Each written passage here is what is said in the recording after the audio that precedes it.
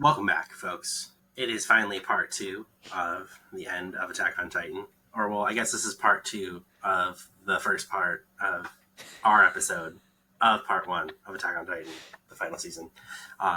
We did a true Mappa. I told you last time we were doing it as a Mappa style, and I delivered on that promise. So here we are again. Now, we picked up last time, right? The end of chapter one, the rumbling.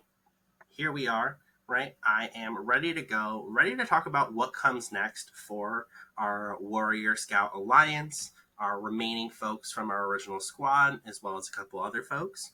But it's me, Brian. I'm ready to go. I'm ready to really get into Aaron's skinny legend phase. So I'll pass it off to Emily. Aaron is a skinty queen, but also a war criminal. So there's that. Bye, Brian. Brian's like, all right.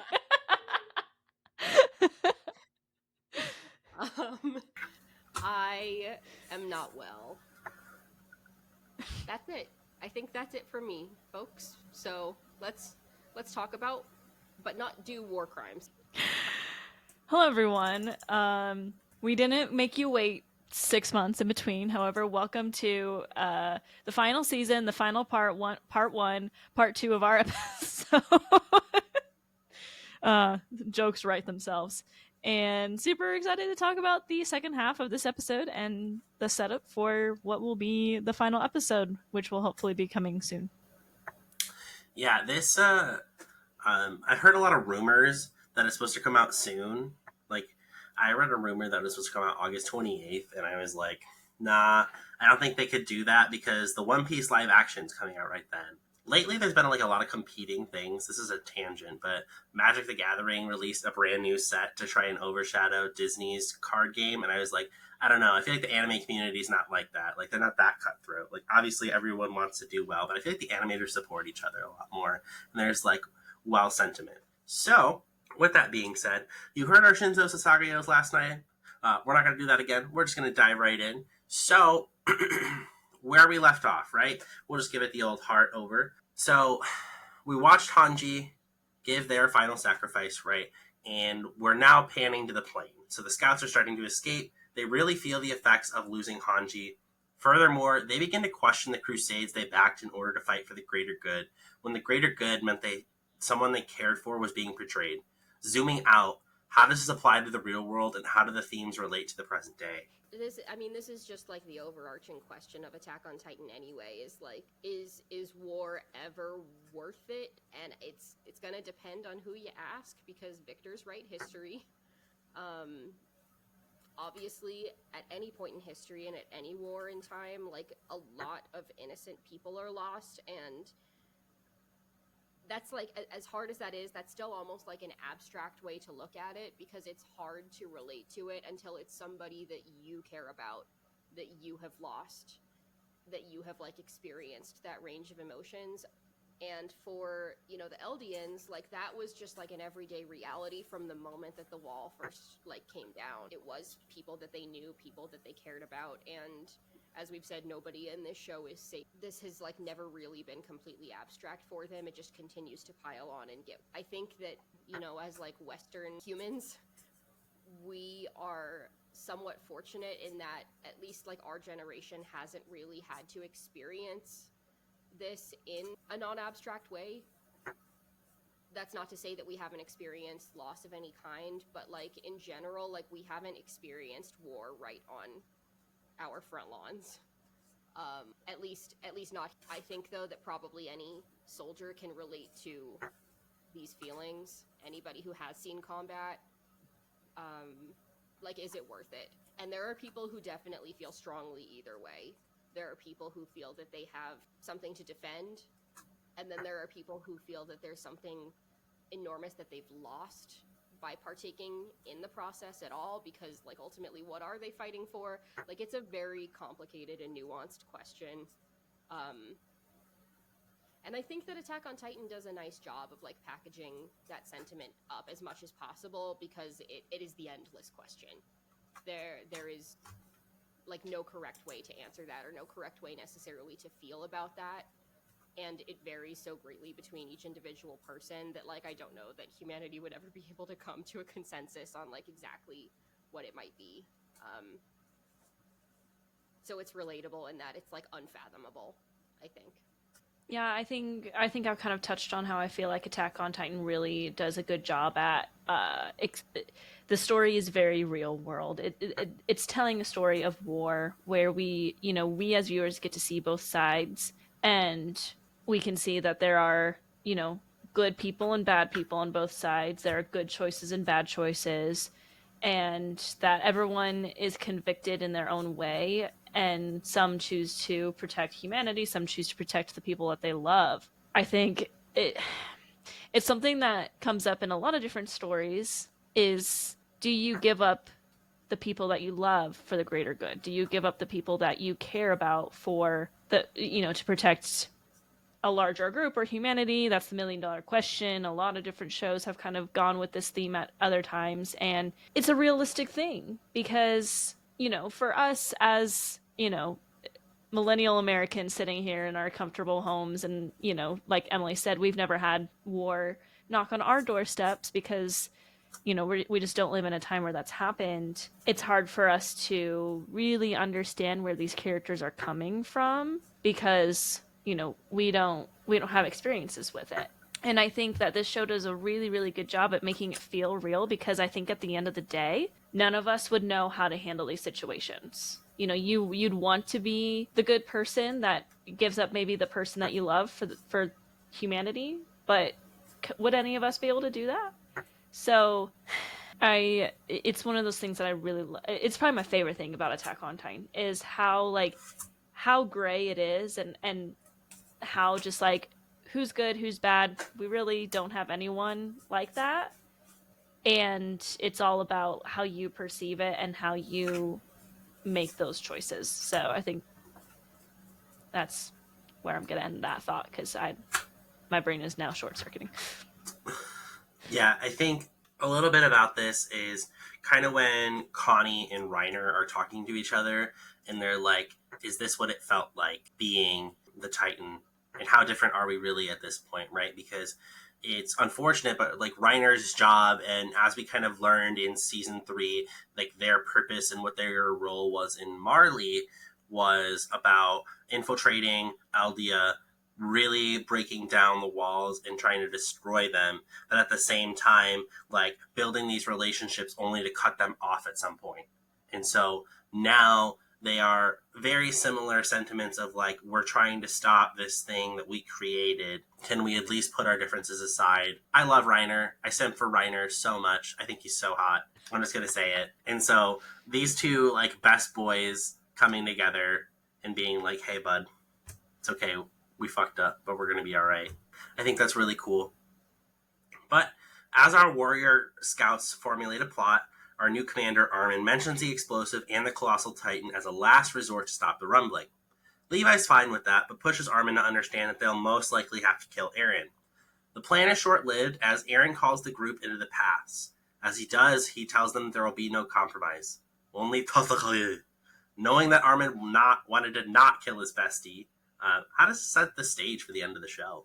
It's hard to answer when I know I know what's going to happen, but I found this whole sequence of events to be interesting, and it kind of ties back to some things that I said in the first half of this episode. How I think that Eren doesn't really want to do this. He says that he's given, his group of friends, so this group that's in the past with them, which is Levi, Peak, Reiner, Armin, Connie, and John, and Mikasa.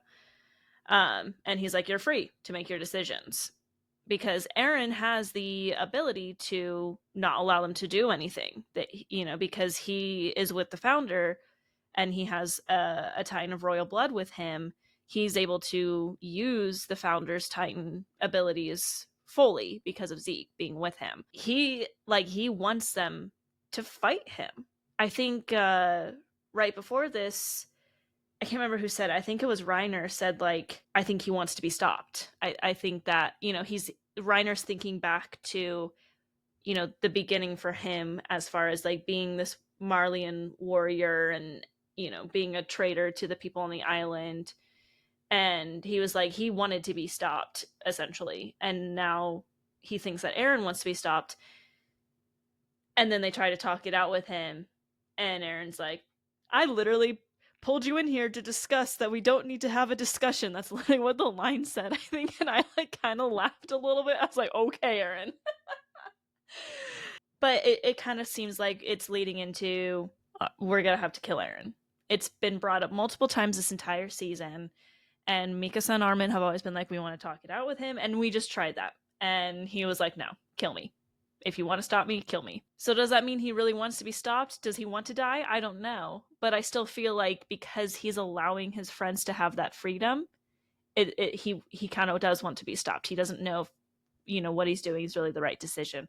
I also want to mention that I think it was Levi actually that mentioned that possibly if they kill Zeke, that the rumbling might stop because Zeke is the royal that is allowing Eren to be able to use the Founding Titans abilities fully.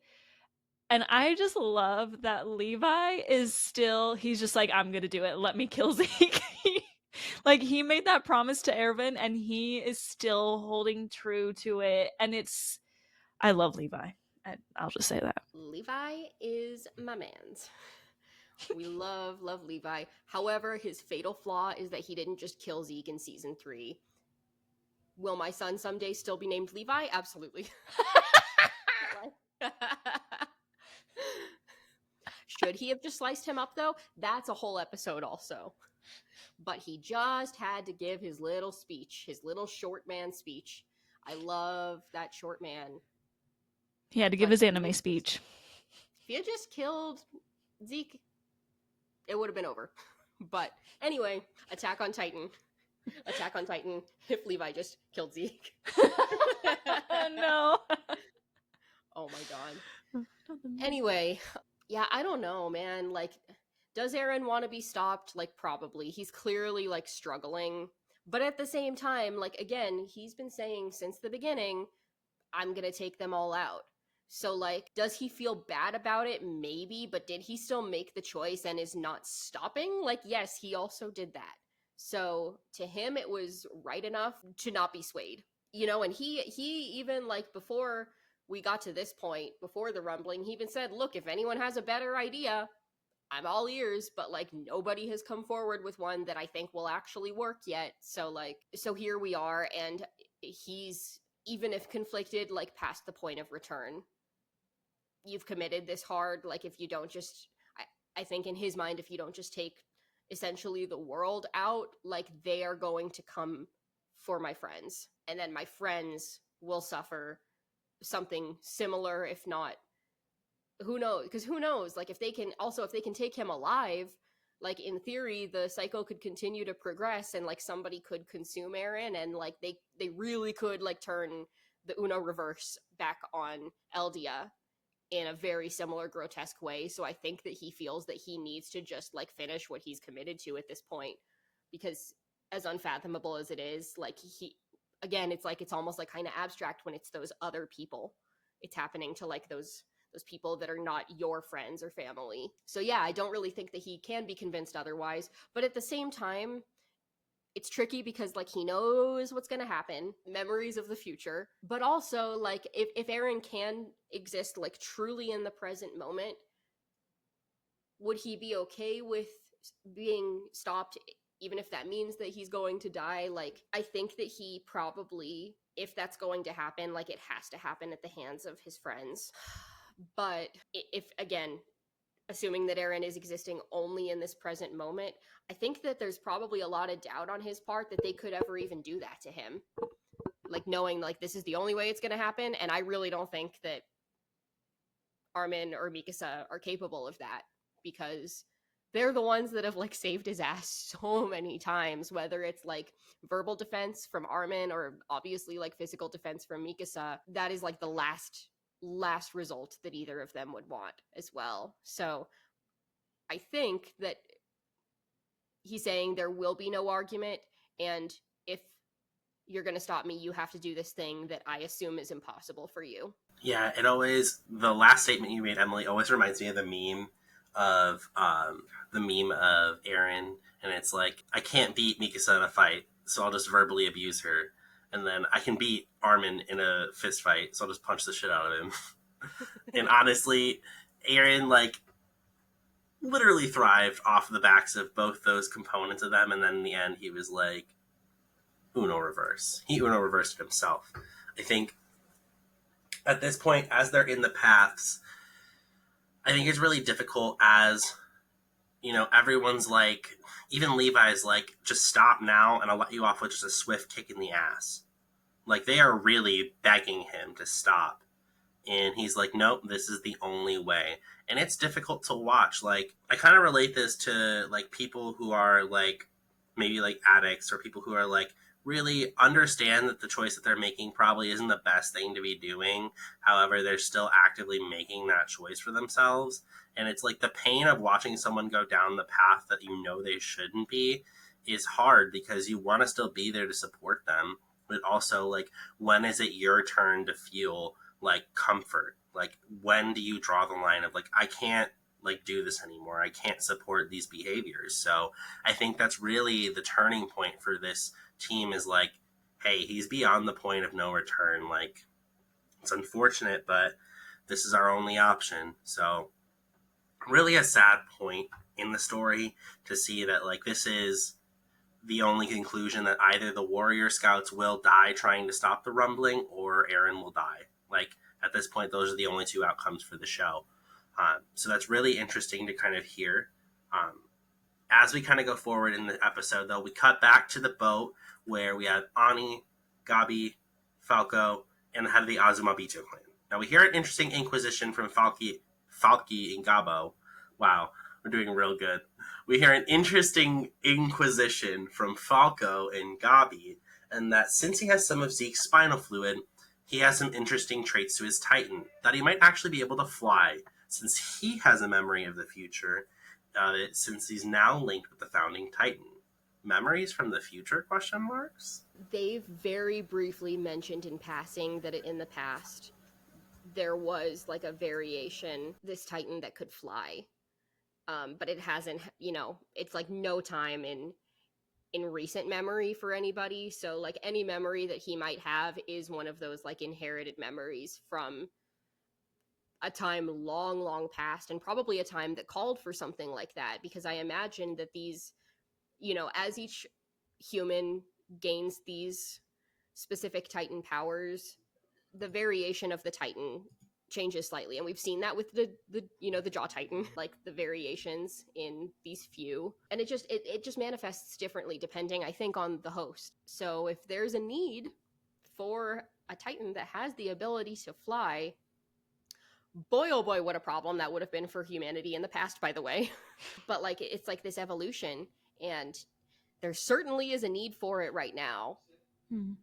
And also there has been a motif with Falco. I mean, it's in his name. Good God. Like, there have been these motifs with Falco and these like feathers since the first time that we've seen him. So I don't know. Is Falco gonna take to the sky? Find out next week. Find out next year in episode 987, part 3, Attack on Titan. The year is 2086. I live in a nursery at home.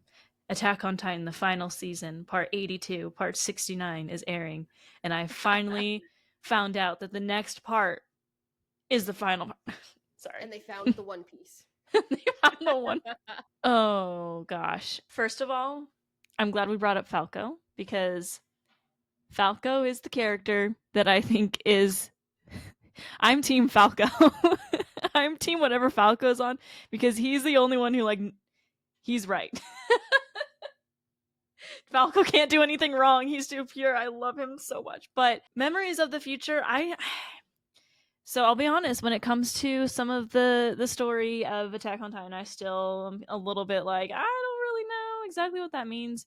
I don't know if his memories are of the future of him, because I think that's more of a Attack Titan. That is the Attack Titan's ability. It's not the Founding Titan's ability.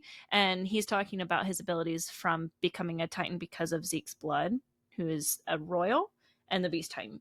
So I think that these are memories of the past, that someone was able to fly at some point in the Jaw Titan, because that's the Titan that Falco has at this point. And I agree, though, that it's been kind of foreshadowed for Falco since the day we met him. I literally just watched the first 30 seconds of the first episode of season 4 with Jenna last night, and it starts with him lying on the battlefield, staring at the sky, looking at birds, and being like, what are you doing here? It's unsafe. And then later on the episode, I know he kind of talks about being confused. He was like in a dream, and he was like, I was flying, I had a sword, wow, wow, or something along those lines.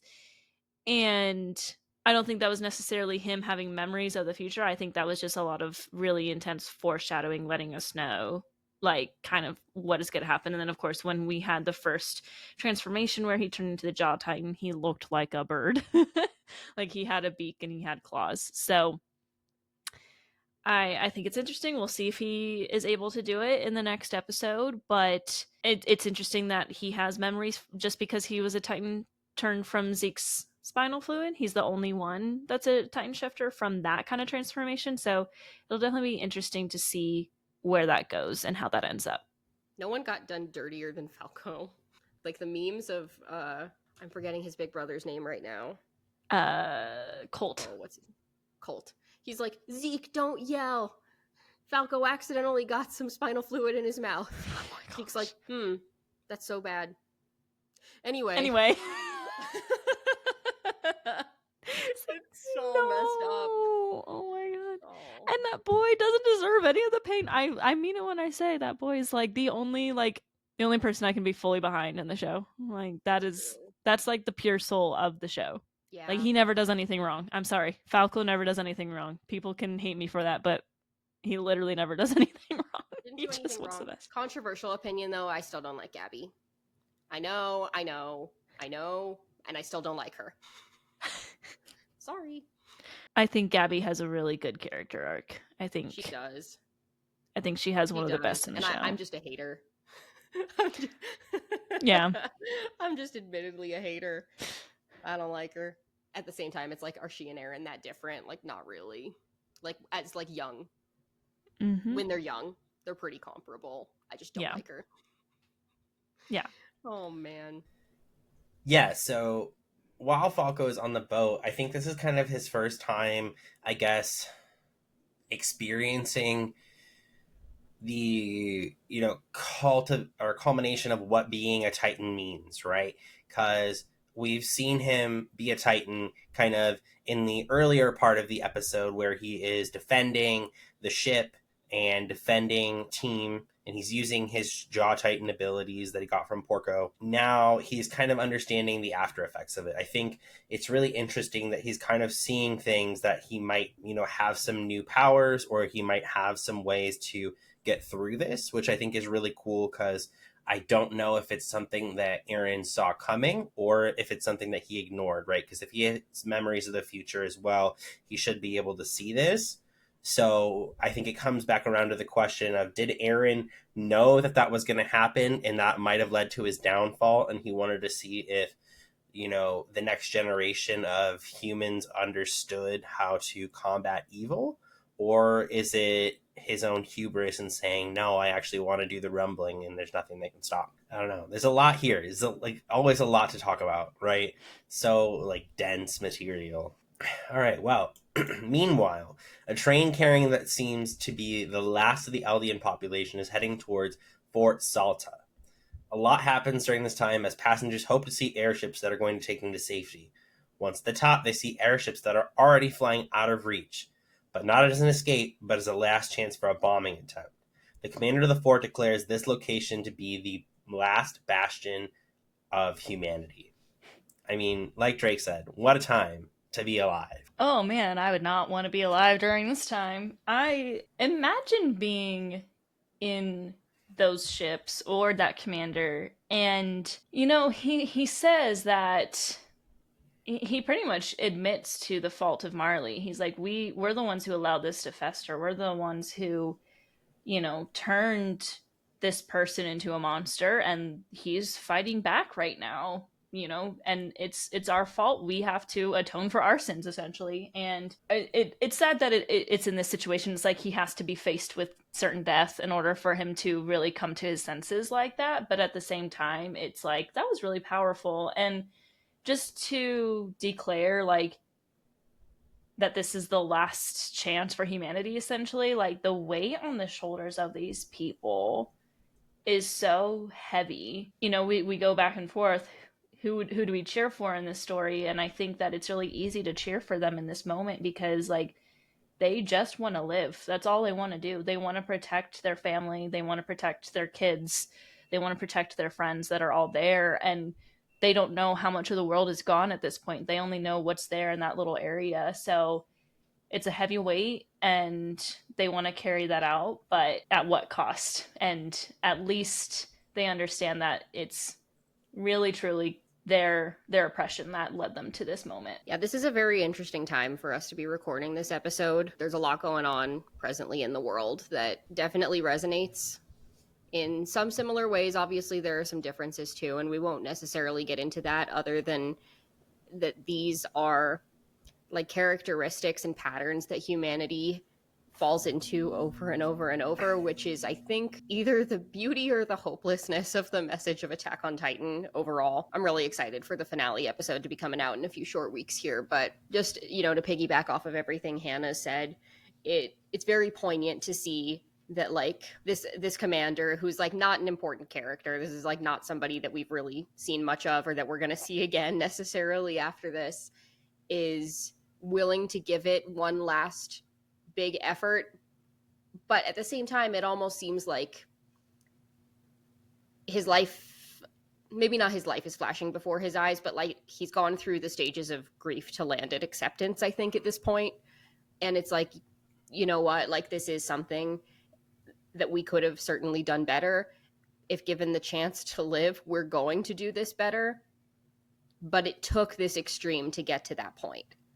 Before Eren had initiated any of this, like, I don't think that it was anything that would have crossed their mind, or, and that's also, again, just like human nature. Like, they selfishly want to protect themselves, to protect their families, and sometimes they don't care about what the cost is for those other people.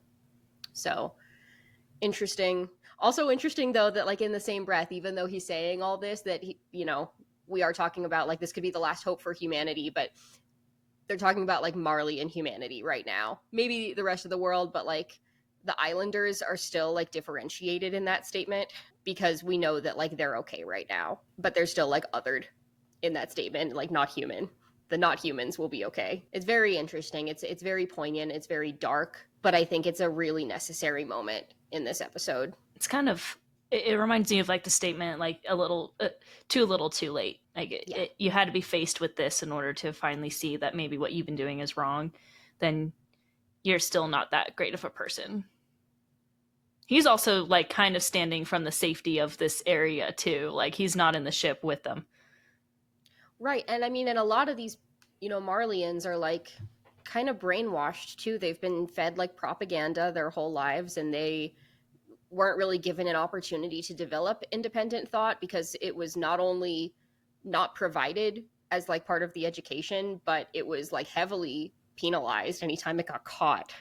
So there wasn't really an opportunity to develop a different opinion. Yeah. So how are you going to do better when you don't know better? It's true. Going back to something that Emily said earlier in the episode, but Victor's right history, right? And so Marley, of course, with the separation and still, like, that othering of Marley versus Eldians, that history that was taught was that the Eldian population is, not what it's cracked up to be. It's not something that's worth fighting for and protecting.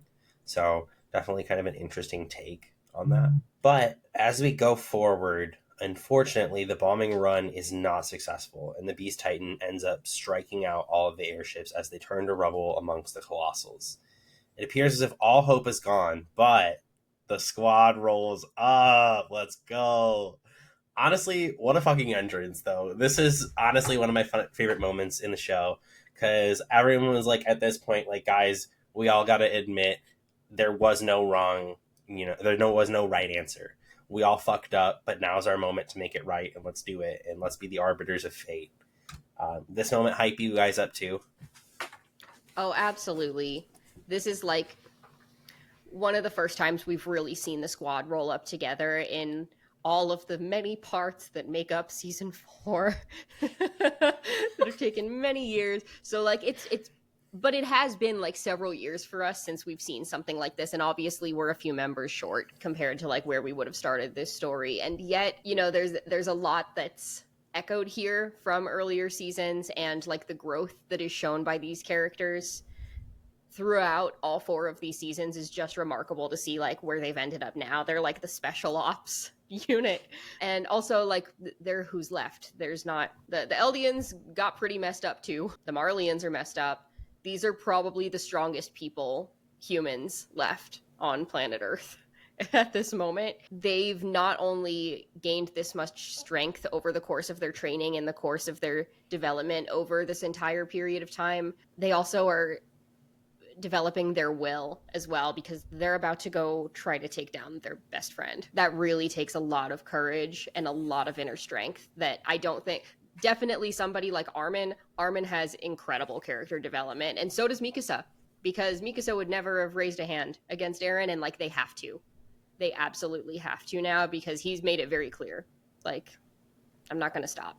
Yeah, I think Mikasa and Armin are still hopeful that like their plan is to get him and drag him out and talk to him still, but at the same time I think this whole group is just acting on what they believe to be right, and that means fighting their best friend, and that means, you know, trying to end this senseless slaughter of so many innocent lives for the handful of people that have oppressed them. And this, to answer your question, yes, this moment was super hype and super amazing. I remember when we watched this episode for the first time, I was sitting in a hotel room in like Sacramento, and I knew that the episode was about to end because of the way it was so hype, and it was like this battle is about to start, and I was like, this is 100% where it's ending, and I was right. But what I really liked is that they brought back the OST from like season 1. And they've done that a few times this season, but I don't know if y'all know, but the entirety of season 4, which of course is 3 years old at this point, had actually technically a new composer for the soundtrack, along with like the new studio of Mappa. The one that had done season 1 through 3, he still is like consulting on it and still helps when they use the older tracks, but like there's been a lot of new themes because it's actually been a new composer for the majority of it. So whenever it brings back old music, it's like reminding us of when times were simpler, when it was literally just humanity versus the Titans, and there were still questions that were getting asked in season 1 that was like, what? But for the most part, the story was just like, okay, Titans bad, humans good, you know? And so much has changed since then. And these characters have changed so much since then. Like Emily said, like this is probably the most powerful, how many is there now? 7 of them, you know, group of humans in the entire world to take down, for many of them, their best friend that they've done all of their development with until this year for them, essentially. So it's a big culmination of the story, essentially, because I mean we get the feeling this is probably like we're obviously nearing towards the end. We know there's only 1 episode left that's airing in a couple of weeks. It was really well done, and I think the icing on the cake was bringing back that OST from season 1 to remind us of what these characters have done, what they're capable of, and at the end of the day, maybe the story really is about humanity versus the Titans. The world may never know. Well, actually, we will know, because sidetrack, Isayama has decided to pick back up the pen and give us another chapter. So we'll see what that entails. Also, I've seen some news that they're going to give us an interview with Eren Yeager. Oh, God. I kind of love that. First ever anime character to get interviewed. I wonder why. Yeah. But part of me is, I was actually kind of mind blown by that, because I'm like, and it must be because I think it's Japan's version of like whatever NPR is for us. So it's like, it has to be reputable. But I feel like even our NPR has interviewed like the Muppets and stuff, you know, because it's like a pure thing that brings joy. And so I was like, I can't believe that they actually haven't done like Hello Kitty or like, you know what I mean? Like some like big children's character that's like super iconic. Of course, it's Eren Yeager first up, the warmonger. Genocidal maniac. Perfect. Yeah, first Tonight up we at got 8.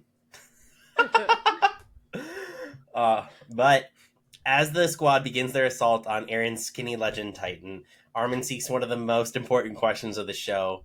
In what way is Eren free? Has Eren achieved freedom, do you think? I think this goes back all the way to when we talked about, the beginning of this episode when Eren says, I've achieved freedom, essentially, because I say this again, I think Eren is the least free character in this entire show.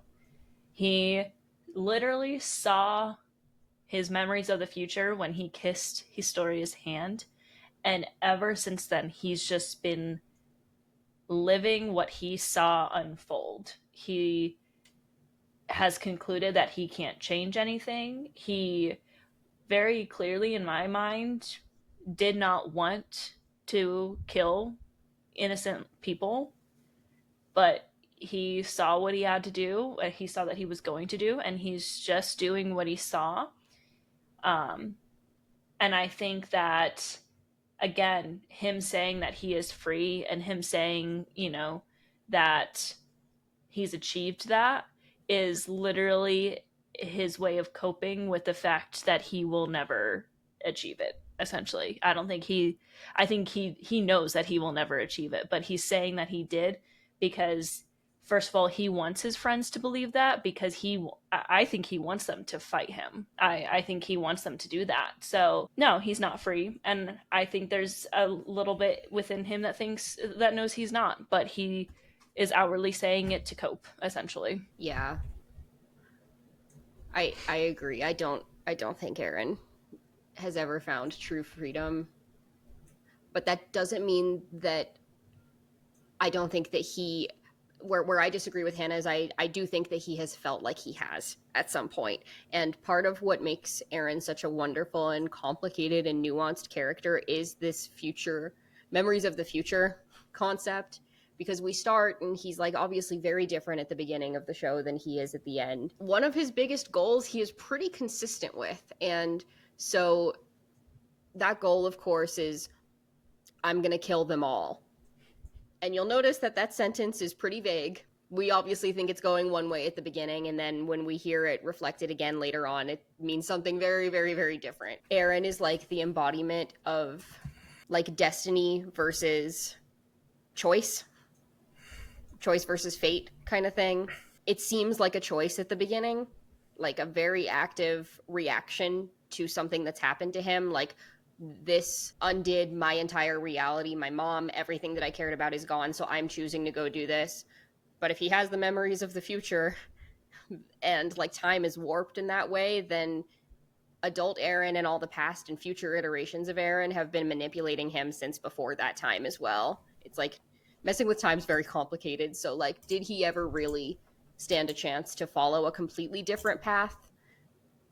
It seems like I personally think Isayama suggests that the answer is like no.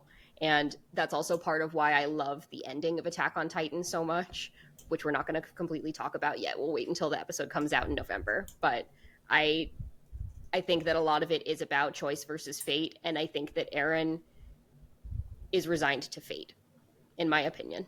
It's interesting because, kind of as Emily was mentioning, I do think I kind of disagree with both of you on both fronts. I do think Eren was free the entire time.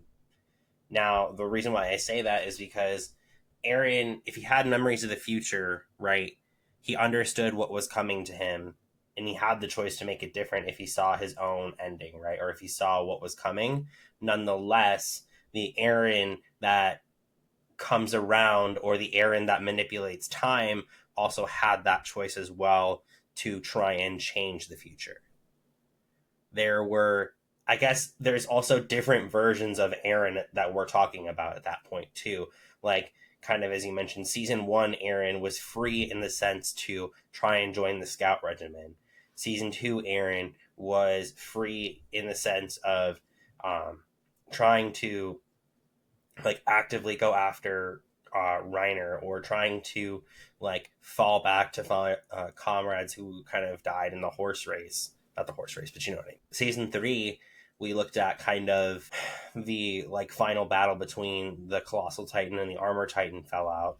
And then we start season 4 with him fighting the Warhammer Titan and him going off on his own to do things. I think in each season he demonstrates freedom in a different way, but overall I do think he was free because he saw the path in front of him, but yet continually chose to make that path, or his self at one point chose that path for his past self. So at some point, some Eren had freedom. Do we know which one that is? No. I think that's what makes this story so interesting, is that we all have very different views on Eren as a character.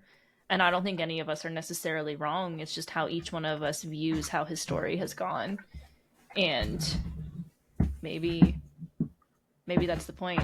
Like Emily said, Eren is a very nuanced character, and maybe the point is the fact that it's really up to the viewer to determine if he's truly free or not. It's a masterpiece.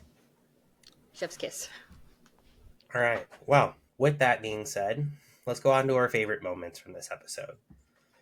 Now, I did already mention a few of my favorite moments, and I'm going to give an honorary mention here to the conversation between Connie and Reiner. I think this was so sweet to see them, while they had harbored so much anger and hate towards each other after season 2's events, they still came back around.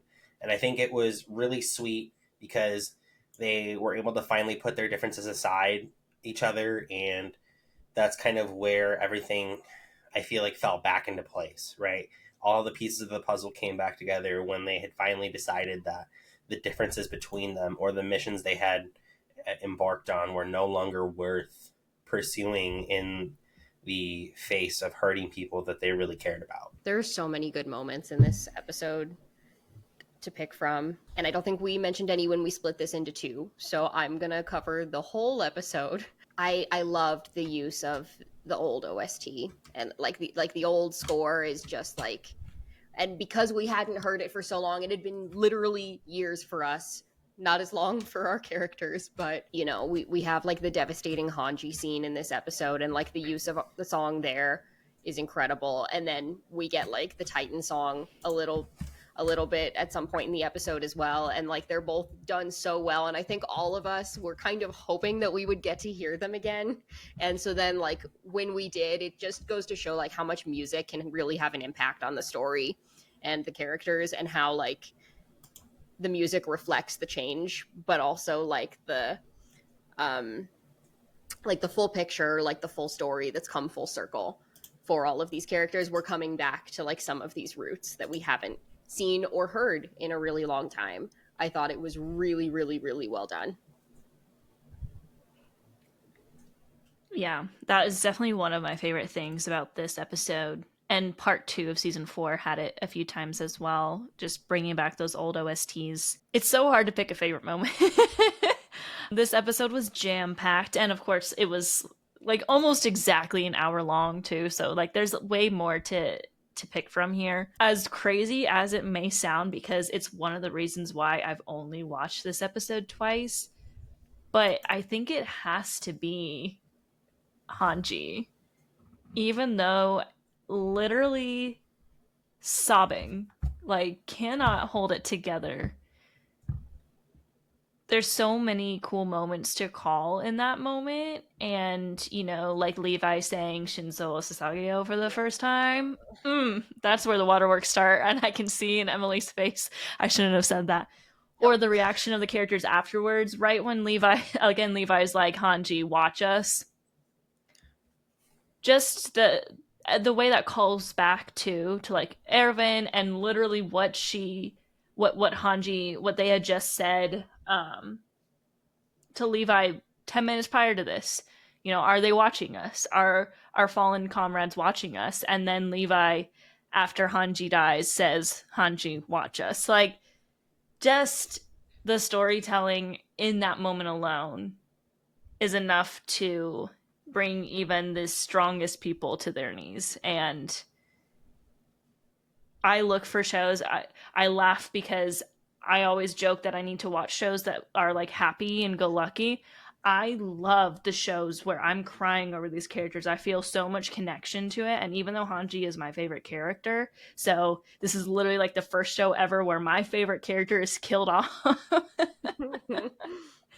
It's still such a powerful moment. And when I think about this episode, it's centered around that. So I'd have to say that's my favorite.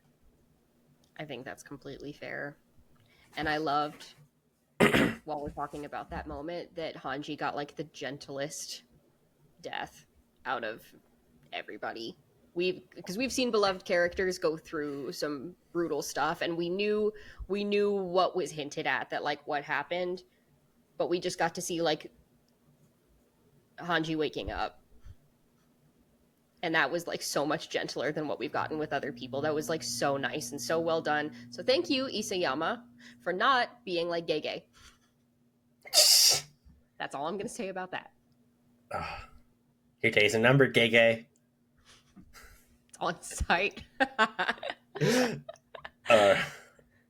Alrighty. Well, that is all we have for today. So until next time, don't forget to hit us up on TikTok, Instagram, and all of our socials. And of course, umai! Umai! Umai!